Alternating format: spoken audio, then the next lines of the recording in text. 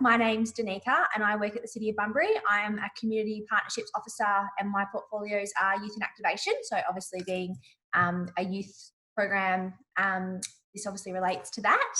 And along with me today, I have Madison from Headspace Bunbury, which has been great to be able to get her on board to present wellness hacks. So hi, Madison. Hi, everybody. Thanks for joining us today. It's great to have you on board. Thanks, Madison. I'll give a bit more of an introduction to Maddie later on and I'll hand over to her shortly. But firstly, I'm just going to do a few housekeeping things before we get started. So this is the 5th session of the Life Hacks program. So this is wellness hacks focusing on health and well-being, mental health and well-being. There are 7 programs over the last few weeks, so we've still got 2 left. Next week is job hacks and finishing off with food hacks. So hopefully you guys can join us for those as well if you're interested. These are all free and presented by the City of Bunbury and our partnering organisations such as Headspace today, as that's where Madison is from. So firstly, I just want to do an acknowledgement to country. We acknowledge the traditional owners of this land, the Wadandi Noongar people, and pay our respects to elders past, present and emerging. So essentially how today is going to run is I'll do a quick introduction to Madison and then I'll hand over to her to present her wellness hacks. So she'll be giving some tips and tricks to make sure to help you be more mentally healthy. And then there will be time at the end for questions. So like I mentioned before, you can pop them in during the session, but there will be time for a Q&A at the end as well. So it's totally up to you which way you'd like to present your questions to Madison. If you don't feel comfortable presenting them, asking questions tonight, we will send out an email tomorrow with some contact details that you can contact Madison and the team at Headspace to have a bit more of a confidential chat or to follow up on any of those questions. So if you do feel that you'd rather have a confidential chat, that is an option as well. And Madison will speak to that later as well.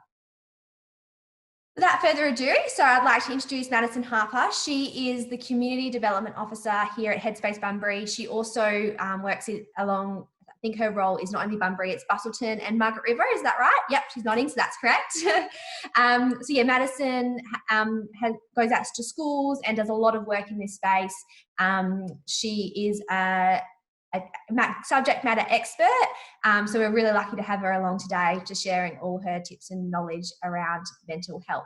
So I'm going to pass over to Madison now and yeah, I hope you guys enjoy the session. So thanks very much, Danica, and everybody at the City of Bunbury for inviting us along to this really, really awesome group of workshops. It's really, really exciting to be able to have a chat with everybody around some different wellness hacks. Like Danica said, this is my very first time presenting online, so please be gentle with me today, and I'll try and get through everything as best we can. But yeah, like Danica said as well, that it's totally cool if you have questions now, or I'm going to put some contact details up as well if you'd rather talk to us individually. I'm just mindful that this is being recorded as well, so if you don't want your information or your questions being shared, that's completely fine. Just wait towards the end and we'll give out a email address, as well as tomorrow when the survey comes out, Danica will also share that too with you.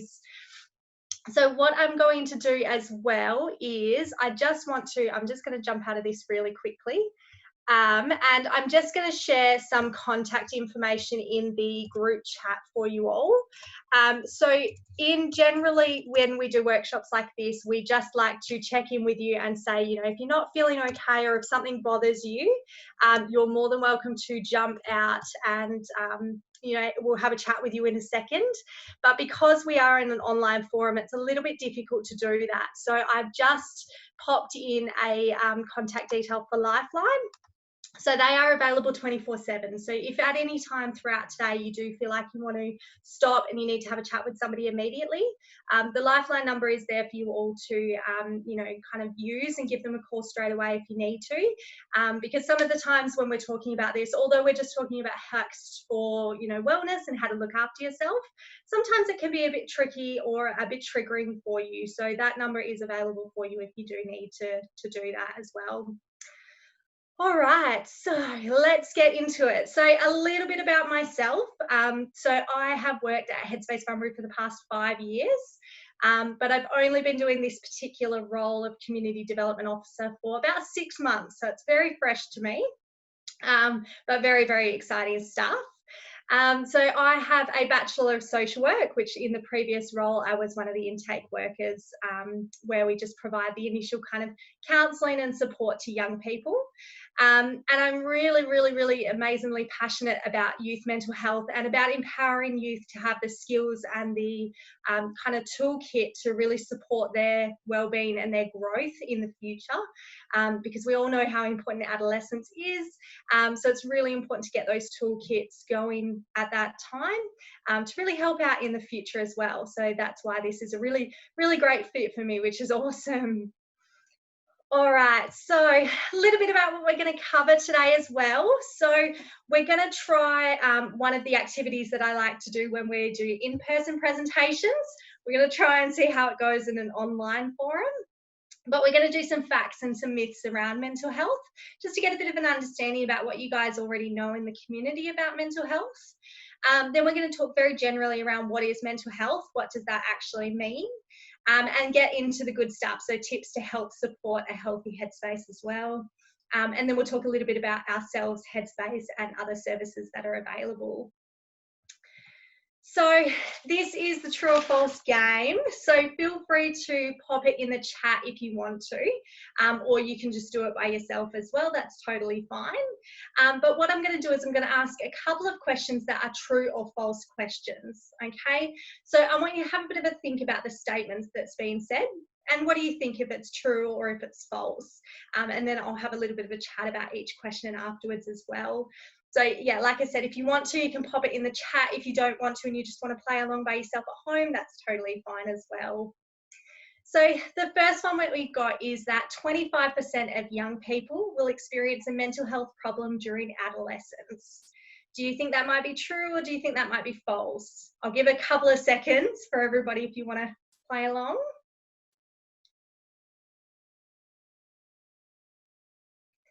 All right, so for that one is true. So it's a really high number. 25% of young people will experience that mental health problem during adolescence. It's quite a large number, which is why primarily Headspace became out and became a free available service to support all of those young people that are there. All right. So the second one is, there is usually only one or two factors that contribute to a mental illness. Do you think that might be true, or do you think that might be false? All right, so that one is false. So although we don't know exactly the causes around mental health, we do know that it is generally not only one or two things that contribute to a mental health concern. So some of the things that are kind of the contributing factors include things like biological. So that could be things including, you know, things inherited from parents or grandparents. The other one is kind of psychological. So maybe, you know, there was a bit of loss at an early age or a trauma at an early age that can contribute as well. And then finally is environmental. So that includes, you know, kind of everyday stresses, might be friendship or relationship difficulties, social pressures, that kind of stuff can also contribute. So although the exact reason is not known, we know that it is not just one or two factors. All right, so next we've got 75% of mental health problems will start before the age of 25. What do you think for that one? So that one is true. So it is a really high number, 75% of those mental health problems coming out before somebody turns 25. And what that is because adolescence is a time when everything's kind of changing, both with your bodies and brains. So although it can be a really exciting time, it can be a really stressful time as well, which is when some of this stuff kind of comes out as well. All right. Now, feeling down or flat from time to time means that you have depression. What do you think? Do you think that statement might be true, or do you think it might be false? All right. So that one is false. So this is one that a lot of people do get kind of a bit unsure about. So the feelings of feeling kind of sad or down is a really okay feeling or emotion to have. So sometimes people talk about these being the negative emotions, and that's really not true. So those emotions do play a part in your life to help protect you and help look after you. So feeling sad or down occasionally is really okay response and doesn't necessarily mean that it is depression. Depression is kind of when it is really long standing, that sadness just can't go away no matter what's going on. And maybe before you were finding things enjoyable, and now no matter what you do, that stuff's just really not good for you anymore. So that can be a sign where there could be something else going on. But feeling down occasionally doesn't necessarily mean that it is kind of a bad thing, or that you have depression. If anybody's seen the movie Inside Out, you'll know as well that sadness did play a really important part towards the end as well. So that it is a really okay emotion to have. But yeah, it's just when it goes from occasionally to being all the time, that's when it can lead to kind of depression, or mean that something else is going on for you. All right, only a couple more to do of these ones. So if you are worried about your mental health, it is better to try to figure things out for yourself before seeking help. What do you think? Do you think that statement might be true or false? All right, so that one is false. So it's really important to know that no matter how small or big you may think a problem is, trying to sort it out for yourself isn't really the best way to go about it, because it can mean that kind of stays around for a little bit longer than it should. And especially when you're feeling really down or really flat, you don't want those feelings to hang around any longer than they should. So it is always better to figure things out with another person, whether that be, it could be a parent, could be a teacher, could be a friend, or it could be professional help from your doctor or a counsellor as well. But really important to know that it is not something that you have to go through by yourself, no matter how small or how many problems you think other people have that are worse. Everybody's mental health is the most important thing. So it's really important to know that, yeah, if you are worried, seeking help is the best way to go. And from you guys being here, if you're here for your own, kind of personal use, it's a really, really awesome trait for you guys. And you should be really proud that you've joined today, because you're already taking charge of your mental health, which is really, really awesome. All right. And lastly, asking for help with a mental health issue is weak. What do we think? Do we think that might be true, or do we think that might be false? You probably can gather from my little rant a moment ago what the answer might be. So that one is false. Absolutely 100% false. Okay.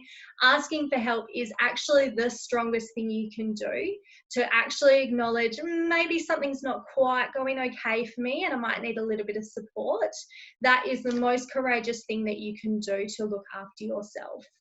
And so with things like this, we like to do presentations and talk and really emphasize that that is a really okay thing to do. And that's why all of these services are available for you, is because asking for help is absolutely a really strong trait for yourself. Okay. Awesome. All right. Well, thank you for playing along with me and bearing with me for that one. So now I just wanted to go into a little bit about what is mental health. So you guys may know a little bit about mental health already, which is awesome. But I just want to talk to you about a little kind of, the World Health Organization has a bit of a statement which we like to use because it's a pretty good one. So it says, a state of well-being in which every individual realizes his or her own potential, can cope with the normal stresses of life, can work productively and fruitfully, and is able to contribute to his or her community. Okay, so that statement to me indicates quite a good mental health and the way kind of everybody wants to feel and wants to be. So mental health or a mental health concern is when those things aren't being reached. Okay, so maybe it's a lot of negative or self-talk. They're not able to cope with everyday stresses, or maybe things are getting on top of you more than they would in the past, something that you'd go, oh, that's not an issue. And now you're going, well, that's really hard and really awful. So things aren't kind of really coping the way that they have been before. So that's where it can kind of change from good mental health to maybe not so great mental health. Okay. All right. So feeling down, tense, angry, or anxious, they're all really normal emotions, like we said before. So it's really okay to feel like this. And you're allowed to feel like this. You know, we'll have days where nothing will go right, everything won't work. You know, we'll have friends that maybe do things to us that's not great. So we feel really upset or down about that. And they're really okay feelings to have about situations. Okay. But it's when those feelings will persist or happen over and over again for a really long time, that's when it could maybe indicate that there's something else going on for you. All right.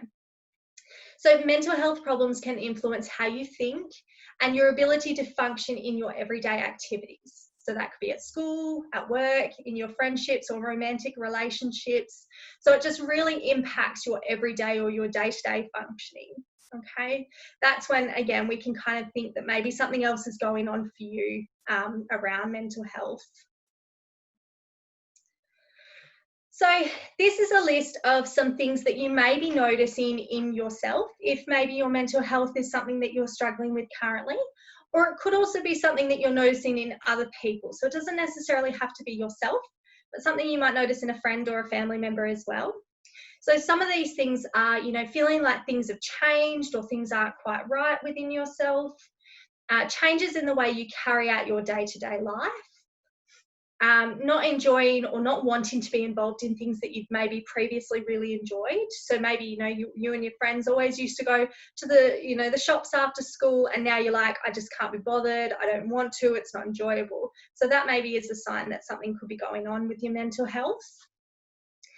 Changes in appetite or sleeping patterns. So maybe you're sleeping more or sleeping less, and the same with eating. You might be eating more or eating less as well. Being irritated easily or having problems with friends or family members for no reason. Finding your performance of study or work not as good as it used to be. Being involved in risky behaviours that you would generally avoid. So things like taking drugs or drinking too much could be that. Feeling sad or down for no apparent reason, having negative or distressing or unusual thoughts, and that's very different for everybody what those thoughts may be, and also feeling unusually stressed or unusually worried as well. Okay. Now, even though these are some of the most common ways that we can kind of pick up that there are mental health concerns, it's really important to know that every single person is very different. Okay, and every person will react differently to different stresses that are going on in their lives. So you may look at this list and go, oh, I thought I was struggling, but none of this makes sense for me, or it doesn't match for me. But it's really important to know that although this is a common list, it doesn't mean that that's, you know, the be all and end all. Okay, you guys are the experts of yourself. So you know when things maybe aren't traveling the same as what they have for you, or when things are a bit different for you. Okay. And so one person might, you know, have changes in sleeping patterns. They may stop sleeping. It may be really difficult for them to sleep. Whereas the other person may that not be an issue for them, but they're having trouble, you know, engaging in school. So it's important to know the differences between each individual as well. All right, so 1 out of 4 young people in Australia will experience a mental health challenge. So it's a really, really high number. If you think of your friends and you think of your family, 1 out of every 4 of them will experience a mental health concern, which is a really, really high, challenging number, which is why we like to kind of provide some tips and some strategies on how every person can kind of really take care of themselves, which is what we're going to talk about kind of for the most part of today as well. All right, so the bit that we are all waiting for, the tips for a healthy headspace. So headspace, we like to have 7 different tips. Now what I'm going to do as well, because there is a lot of tips and it may be hard if you're trying to take notes or anything like that. What I'm going to do as well, if that's all right, Danica, is I might pass some of that information to you to get out as well, so you can have a look at this one sheet that we've got, and then also you can come back to this recording too and have a re-listen of any of these tips as well if you need to. Okay, so these are our 7 tips, okay, for keeping a healthy headspace. Now again, these are not all the tips and you have to follow this and everything will be awesome again. These are just some suggestions on things you can do to support yourself as well. Okay, so we've got 1 through to 7. So they are get into life, learn skills for tough times, create connections, eat well, stay active, get enough sleep, and cut back on alcohol and other drugs. Okay, so we're going to talk about each of those different steps now, as well as some suggestions of things you can do for each of those steps too. Okay. All right, so the first one, get into life. Now that saying may be a bit funny. It took me a while to get it as well when I first read that. But basically what that's saying is that things that are important to you and things that you're passionate about, it's really important when you're looking after your mental health to continue to do those things, okay? During times when maybe you're struggling with things or things in your life are getting really overwhelming, it can be really hard to do those things, okay? You might go, oh, I'm really tired, I didn't sleep last night, I'm not interested in doing that today. So it can be really hard to keep doing things that you enjoy, all right? But it is so important to try and make time for the things that you like, okay? It may be a struggle getting to doing it, but once you've done it or while you're doing it, it can make you feel so much more better because it's the things that you used to enjoy, all right? And what we tend to do is when things in our life are really struggling, is that we tend to go, I just don't have time for this. It's not important to me now. And that avoiding can actually make it really harder to get back into doing that. Okay, so say for the first one here, we've got drawing. Maybe drawing is a really big passion of yours. You've loved it for such a long time, but you go, no, it's not, I'm not doing it. I'm not interested. I'm not in the mood. And you keep avoiding and you keep avoiding and you keep avoiding. It can make it so much more harder to eventually get back to that because you kind of lose that feeling of how it makes you feel once you're doing it or once you've completed that drawing. Okay, so although it may be difficult, but really important to keep trying to do those things and even scheduling in time in your week to go, okay, you know, Friday, I'm going to sit down for an hour at the end of my week treat and I'm going to do, you know, some, you know, watch movies, or I'm going to call a friend and have a friend come around for hanging over. So whatever it may be, but even scheduling it into your diary can be helpful to really make you kind of have to do that. Okay. So it can help give you, you know, keep the fun in your life. It can give you a sense of achievement as well and really boost your mental health and boost your well-being. Okay. So some of the suggestions they've got here are drawing, fishing, playing the guitar, reading, walking your dog, or calling a friend. Okay, now they're not all of them, they're not the only ones you can do. There are so many more that you can do, but anything that is of interest to you or a hobby of yours is really, really good. So while we've been talking, you've probably thought about some, or you've, you know, had some in your mind. So maybe have a think about when the last time was that you did that, and maybe is it time that you can jump back in and do something or schedule something for, you know, this weekend to do some time to do that. Okay, so that is get into life. All right. So number 2 is learn skills for tough times. So you may have heard of the word coping skills or coping strategies before. So that's what this is. This is learning different stuff or doing things that can help you really cope with what's going on, okay? So maybe it's that you're having like really a lot of difficulty at school. School's really tough. You're just not getting the hang of it. Maybe you're having some friendship troubles at school as well. You know, learning some stuff to help you cope with that better, okay? So when you're going through a bad time, you can move towards this, or you can, you know, kind of use that as a way to help increase your mood and boost your confidence in the moment.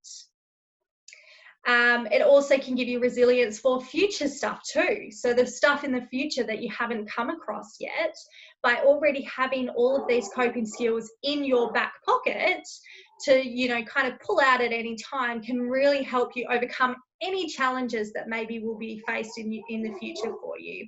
Okay. So some of the different things that have been suggested are things like, you know, meditation. Meditation's a really popular one amongst some people, but a really not popular one amongst others. It's kind of love or hate relationship, that one.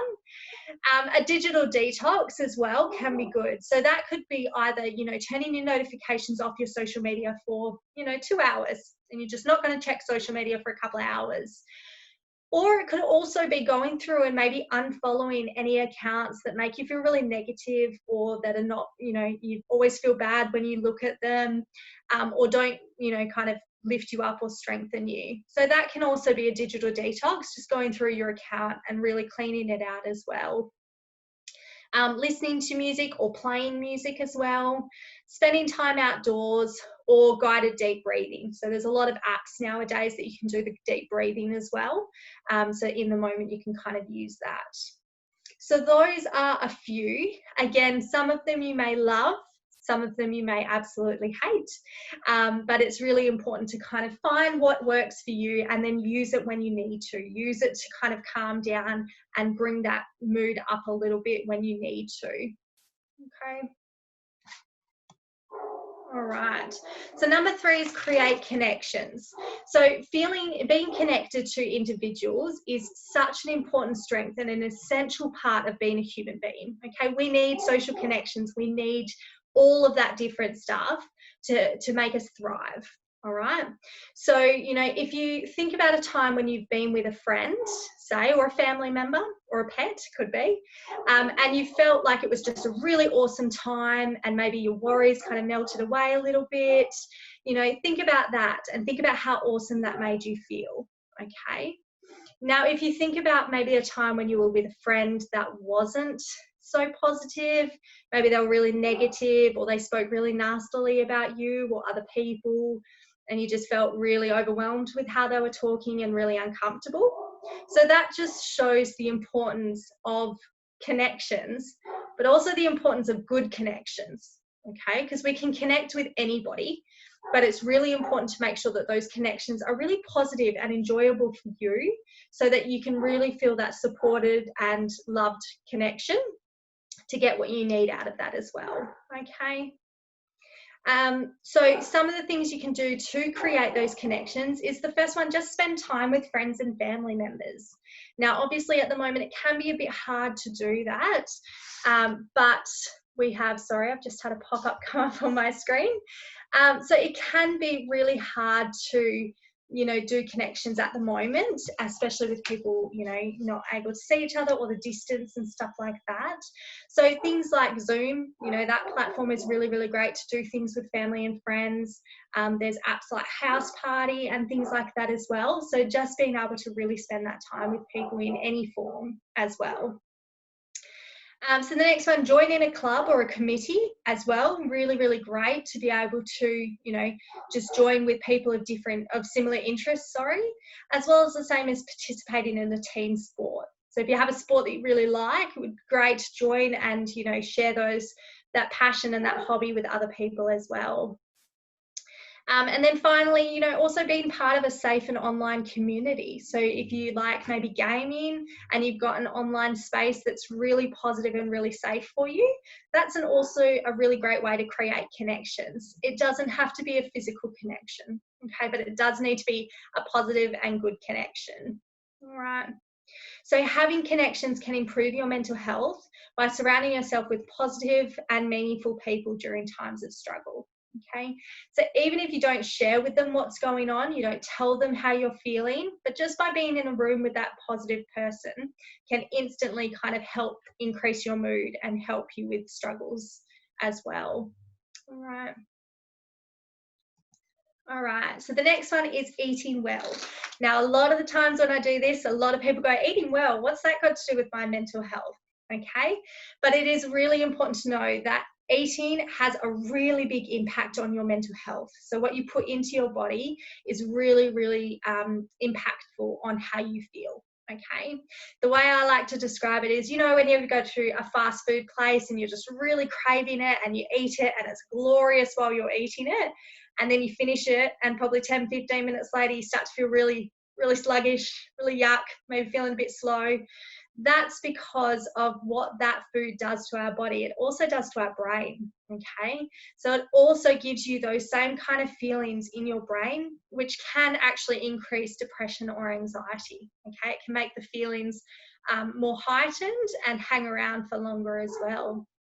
So really important to kind of, have a bit of a think about how you're eating, especially when we're not feeling great and our mental health is not great. We tend to reach for all those sugary foods, that, chips or lollies or chocolate. So really just think about those snacks that you're using and that you're having, and think about other ways that you could do that to help with your, with your mental health. So, try new recipes. So on the Live Lighter website, if anybody's seen that, they've got some really awesome, cheap and really healthy recipes available for free for you to have a look at as well. And also, try reaching for a piece of fruit instead of the chocolate when you're feeling low, or even, some popcorn, unsalted popcorn can be good as well. So finding some small alternatives and seeing how that goes with improving your mental health as well. So yeah, making small changes by swapping things instead of cutting unhealthy snacks completely from your diet. So it's very unrealistic to go, okay, as of today, Madison said I need to cut snacks, I'm going to cut them, because we're going to want what we can't have. So it's just important to know that you want to kind of slowly just think about how you're eating, but if you do reach for that chocolate bar or that extra bit of cake, that's okay, and that you don't need to beat yourself up over it. But just think about how maybe changing your eating habits can also help increase your mental health and lower any depression or anxiety as well. All right, and then we've got number 5. So number 5 is staying active. This is my favorite one. I love the little lady doing her dancing. So really, really great one. So staying active can actually help you to sleep better, to manage your stress better, and to improve your mood or boost your mood. Okay. So the good thing about staying active is that you can do it in any way that you want, whether that be, physical exercise through going to a gym or a fitness class, or it could be going for a walk with friends, or it could be, dancing to your favorite song in your bedroom when nobody else is at home. It can be any form of exercise or any form of staying active that works for you. Okay. Now, when we talk about things that you're trying to change with your mental health, you really want to be able to find something that you enjoy, because if you don't enjoy it, you're probably not going to continue with it or stick with it. Okay, if you don't enjoy it, but you're just doing it because it will help, you're going to probably do it for maybe a day or two, and then you go, no, that's boring, I'm so over it, I'm not doing it again. All right. But by finding something that is of interest to you, you're going to want to do it more once you get those really good feelings coming from accomplishing that first time. Okay. So if dancing's the thing that you really enjoy doing, then you want to be able to kind of incorporate that and, okay, I'm going to do a dance party at home, or I'm going to jump on and do an online Zumba class or whatever it is, but you want to keep doing things that you enjoy. Okay. If you hate running, there's no point of trying to incorporate running into your schedule, because you're not going to want to stick to it, because it's going to be really boring for you. Okay. So some of the things that you can do is, you can do an online yoga or fitness class, go to the gym, kick a ball around with a friend, footy or a soccer ball or whatever you like. Play with your pets outside with their favorite toys can be really, really awesome. Or going for a walk, either by yourself or with friends or in a group. So you want to find an activity that you enjoy, and again, make time for it. Okay, so it might be hard to make the time for it to start with, but it will be very worth it at the end when you get that sense of accomplishment and you feel great because it's something you enjoyed to do. All right. Cool. So number 6, we're almost at the end of them now. So number 6 is get enough sleep. So you've probably heard this all the time. Everybody bangs on about making sure you get enough sleep, but it is actually really important for good mental health. Okay. Getting enough sleep, what it does is it actually recharges your body and it recharges your brain. So it gives you the resilience and it gives you the skills to be able to handle whatever the next day throws at you. Okay. have you ever, have a think, if you've ever woken up in the morning and you had a really rubbish sleep, you just either couldn't fall asleep, or you woke up all the time, or it was rainy and there was too much noise. And then when you woke up the next day, you had maybe a shorter fuse. So everything, no matter what somebody did, it upset you, or it got you really angry, or, everything just went wrong, nothing went right. So what that is that's your body going, I didn't get enough, so I don't have the energy to put into, dealing with the stuff like I normally would. Okay. So that's why it's really important to get a good night's sleep, or getting enough sleep, to help you overcome those everyday challenges. Okay. So it also improves your mood, it strengthens your resilience, and it sharpens your concentration and your focus as well. So some of the tips of things that you can do is, try to stick to a sleep routine as best as possible. I know this can be a bit tricky to do, but trying to go to bed at the same time and wake up at the same time each day can get your body into kind of a habit. Now, it can be a bit difficult as well if you're, waking up for school and then you've got nothing on the weekends. But you want to try and stick to it as best you can. So that would be, if you wake up at 6 o'clock on a weekday for school, you don't want to be sleeping in until lunchtime on a Saturday or a Sunday, because your body's going to be really out of whack with that. And then when you go to have to wake up at 6 o'clock again on Monday, it's going to be really, really difficult. Your body is not going to adjust very well to that. So aim for 8 hours of sleep per night. Again, something you probably have heard a lot of times, but 8 hours is a really good amount for your body to really recharge and bank what happened that day and get you prepared for the next day as well. Now, if you are having some trouble with sleeping, which is a really, really common thing for most people, is sleep troubles, you can try turning off your electronics about half an hour to 60 minutes before you are wanting to go to bed. So if your bedtime is, 10 o'clock, maybe try to turn off your phone and your TV, try 9:30 and see how that goes. Because what that does is that kind of switches your brain to go, okay, we're starting to wind down, we're starting to get ready for, bedtime. And it can start to turn everything off and start to get prepared. If you're laying in bed scrolling through your phone and then you just turn it off and you expect to fall asleep straight away, your body's too confused. It's going, well, it was just daytime, we were just really active, and now we need some time to adjust. Okay, so giving it a go for half an hour to 60 minutes and seeing how that goes for you. And you can also try a calming playlist. So there's lots of playlists on Spotify and things like that as well, for you to really be able to just recharge and get calm and get your mind turned off to allow you to go to sleep as well. All right, and finally, number 7, cut back on alcohol and other drugs. So really, really important one. So alcohol and other drugs, some people do turn to it for a coping strategy in the moment when things are not going okay for them, because in the moment it sometimes can make people feel better. Okay. The thing with alcohol and drugs is, even though it helps you in the moment, it can actually bring a lot more problems in the future with your mental health. Okay. So alcohol and drugs is a really negative impact on mental health, probably the biggest impact of negative mental health as well. So if alcohol and other drugs is something that is, you're using with your mental health, and it's something that you're wanting to cut back on, it's really, really important to, do some of these things. So focus on your favorite hobby. So if you've got a hobby, kind of put your energy into that hobby. Possibly do it with a friend as well. So you keep your mind occupied on something going on. The next one is cut back on the days. So some people say, no, just cut cold turkey. That's it. You just stop completely. That is a really unrealistic expectation, because you're going to want it once you stop, especially if you've been using them for a really long time. So cutting back, going, okay, today I'm going to have an alcoholic drink, but tomorrow I'm not going to have anything. And then the next day I'm going to have one again.